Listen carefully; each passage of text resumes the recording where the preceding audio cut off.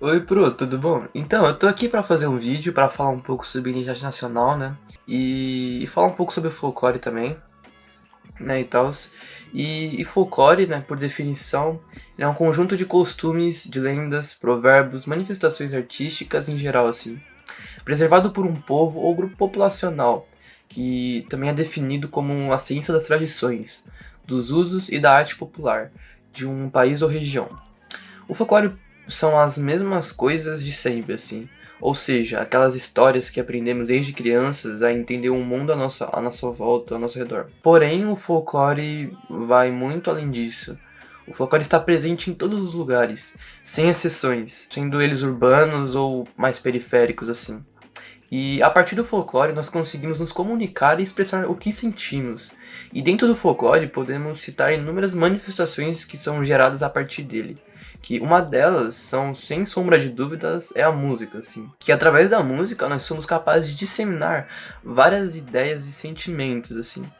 Pois a música é uma linguagem universal, presente em todas as culturas, assim. E ainda não se sabe nenhuma cultura ou civilização humana que não tenha criado o que chamamos hoje de música.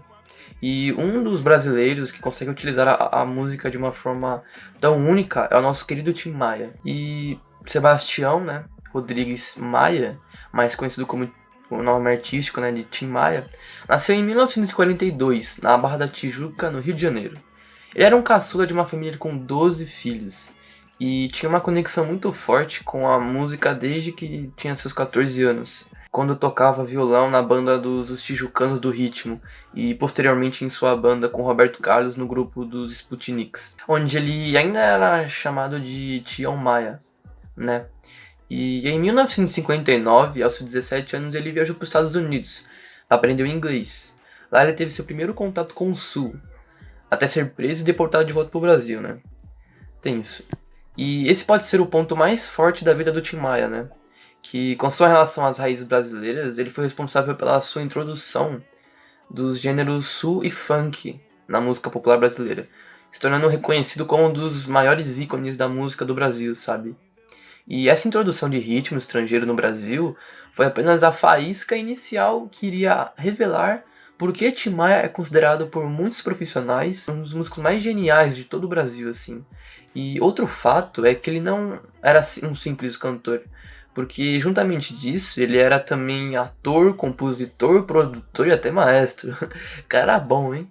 E assim, agora tá explicado porque ele foi um dos maiores gênios da música, assim. E no período de 1970 até 1973, Tim Maia gravou seus primeiros álbuns, assim. Tim Maia Volume 1, Tim Maia Volume 2 e Tim Maia Volume 3, pelo que eu me lembro. E que possuem os clássicos das músicas nacionais como Azul Cor do Mar, Não Quero Dinheiro, Só Quero Amar, né, aquela música lá. Você, Réu Confesso e Gostava Tanto de Você. Dentre estes ícones, podemos ver que houve uma estética muito presente na harmonia e um cuidado com a relação à música como um todo, sabe? Na qual ele não somente usava o soul e funk, mas ele acabou também disseminando ainda mais o samba e R&B, que seria a música popular brasileira. E após quase 30 anos em atividade, compondo e cantando, Tim Maia sofre uma parada cardiorrespiratória, causado pela sua obesidade, né, excessiva e o constante uso de drogas que ele tinha. Ele não resistiu à parada e faleceu em 15 de março de 1998, aos seus 55 anos, deixando um enorme legado para a música brasileira, e o que viria a ser uma grande inspiração para os inúmeros artistas em seguida. E Tim Maia tornou o sul parte da música popular brasileira, compondo e cantando a sua versão e interpretação do sul americano. Isso foi uma enorme influência para o seu filho, Léo Maia, seu sobrinho, Ed Mota, Cláudio Zoli e o seu Jorge. Tim Maia foi considerado pela revista Rolling Stones em 2012 o melhor cantor do Brasil de todos os tempos.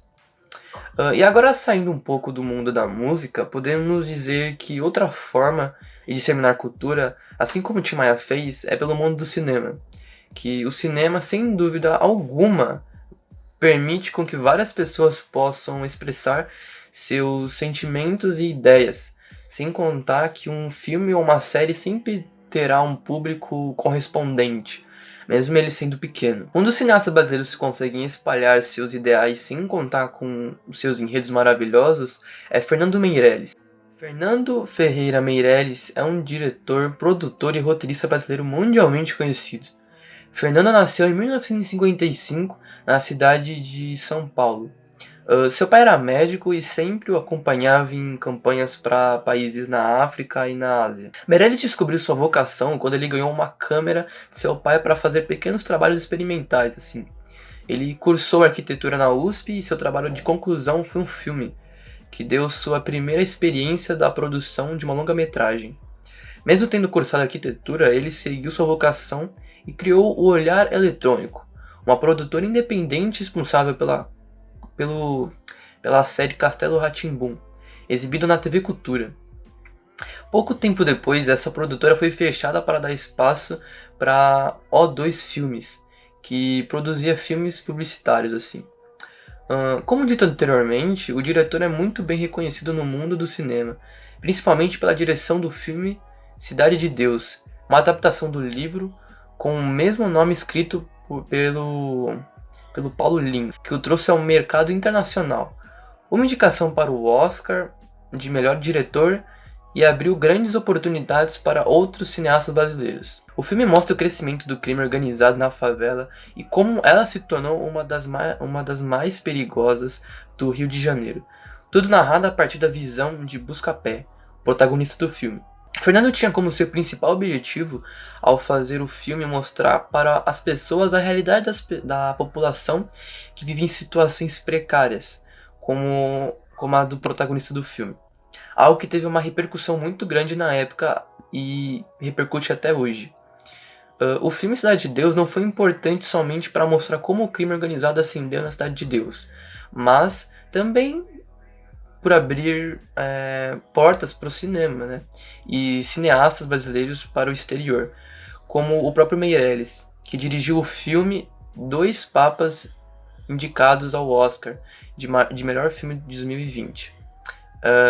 E melhor ator também, né? E entre outros. Outra forma de folclore que também é muito presente são as intervenções urbanas. E que, em resumo, as intervenções urbanas são manifestações artísticas que são feitas em lugares públicos, né? Os quais passamos todo dia. E esses artistas têm como principal objetivo quebrar essa rotina, através de uma intervenção, sendo ela geralmente grande. Esse conceito das intervenções urbanas está diretamente ligado ao que é chamado hoje de folclore urbano, que é uma extensão do folclore e é algo que mostra de clara evidência o que o folclore também existe nas grandes cidades, e não somente nessas raízes, né, do país. Dois artistas que podemos citar que fazem esse papel de uma forma bem evidente são os Gêmeos. Os Gêmeos são a dupla de irmãos grafiteiros de São Paulo, que nasceram em 1974. Seus nomes reais são Otávio e Gustavo Pandolfo, e são formados em desenho e comunicação pela Escola Técnica Estadual Carlos de Campos, e eles começaram a pintar grafite em 1977.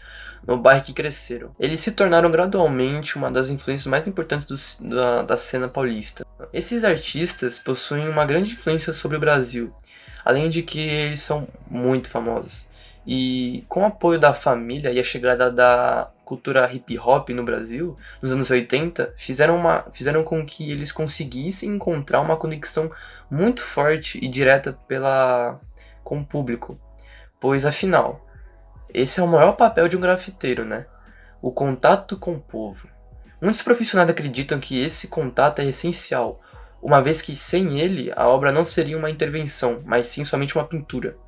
Os Gêmeos estudaram várias técnicas de pintura, desenho e escultura, e a rua era seu lugar de estudo. E seu sucesso foi tão grande que eles acabaram criando uma linguagem própria em uma constante evolução, e realizaram inúmeras artes individuais e coletivas em museus e galerias de diversos países, como Cuba, Chile, Estados Unidos, Itália, Espanha, Inglaterra, Alemanha, etc. Além disso, os dois são bastante conhecidos por conta de quebrar a rotina com críticas em suas artes, colocar estas artes em muros, mostrando essas críticas para quem possa nestes lugares públicos, entendeu? E como estes objetos normalmente não deveriam estar nesse lugar, isso pode ser um tipo de ponto de partida para que tipos de questionamentos, problemas ambientais ou uma intervenção artística para simplesmente amenizar o dia, entendeu? Outro intervencionista urbano que tem o seu nome bastante conhecido no mundo é o grafiteiro Cobra, Eduardo Fernandes, também conhecido como Eduardo Cobra. É um artista plástico brasileiro, grafiteiro e muralista. Nasceu no Jardim Martinica, na zona sul de São Paulo, no dia 1 de janeiro de 1976. Com 12 anos ele já espalhava rabiscos pelos muros da cidade. Nessa época fazia desenhos na escola pública em que estudava. Foi quando recebeu o apelido de Cobra. Eduardo foi de uma gangue que espalhava desenhos e rabiscos pela cidade. Fazendo esses rabiscos, ele chegou a ser preso 3 vezes. O segundo passo foi virar grafiteiro. Nos anos de 90, Eduardo Cobra começou a ganhar dinheiro com seu grafite. Entre outros trabalhos, pintava cartazes para agentes de publicidade. Em seguida, completou sua evolução ao tornar-se muralista. Atualmente, ele é um grafiteiro que apenas atua com as permissões dos donos do imóvel. Em 2017, Eduardo Cobra começou a aparecer na mídia com o projeto Muro das Memórias, em que mostrou nas ruas fotos antigas de São Paulo, além de que ele começou a pintar muros mais atenciosamente, podendo demorar de 10 dias a 3 meses. Ele possui uma grande influência sobre muitos artistas brasileiros e até mesmo de outros países, mostrando que o grafite não é algo ruim, pois é algo do povo e uma forma de arte, né, também, que chega a ser muito acessível a todos. Cobra por mostrar uma crítica para cada lugar é muito reconhecido e aclamado pelo público, pois tem várias grafites pelo mundo, de pessoas famosas ou até de problemas mundiais. Ele tenta mostrar de forma tão grande que ele ganhou o prêmio de maior muro grafiteiro pelo Guinness, tentando aumentar o seu alcance pelo mundo, né? E além disso, todos esses tipos de intervenções, sejam elas musicais, cinemáticas ou até urbanas, fazem parte do próprio folclore. E a partir daí são feitos vários questionamentos com relação ao sistema em que vivemos e as suas consequências, o que acaba deixando inúmeras pessoas no que chamamos de linha de pobreza. E no final, tudo está interligado. E são essas manifestações que devem continuar sendo feitas para que nós nunca paremos de estimular o pensamento e o conhecimento do mundo ao nosso redor, entendeu? E esse foi o nosso trabalho. Espero que você tenha gostado, Então foi isso. Tchau!